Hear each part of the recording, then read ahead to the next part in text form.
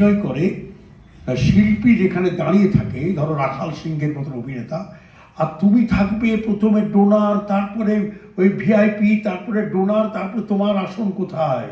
তুমি কিছুই দেখতে পাবে না। তুমি কি দেখতে পাবে?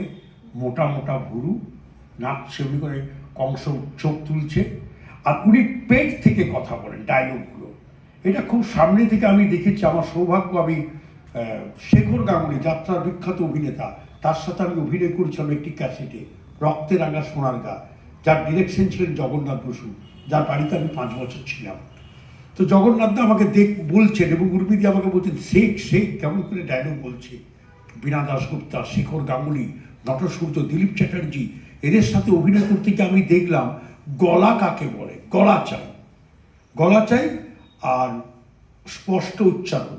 আমি দেখেছি রাস্তাঘাটে বহু ছেলেকে, এই তোর নামকে, এমন নাম বলে 3 বার জিজ্ঞেস করতে হয়। দেখবে আজ থেকে তোমরা বাড়িতে জিজ্ঞেস করবে কোনো বাচ্চাকে 3 বার কি কি ঠিক করে বলবে কি না। মা বাবারাও কিছুটা দায়ী। আমরা মা বাবারা মুখ খুলে স্পষ্ট উচ্চারণ করতে আমরা শেখাই না, আর জোরে বলতে শেখাই না। এটা তো হলো যাত্রার গল্প। এরপর এক গল্প মনে করো থিয়েটারে মোটামুটি হল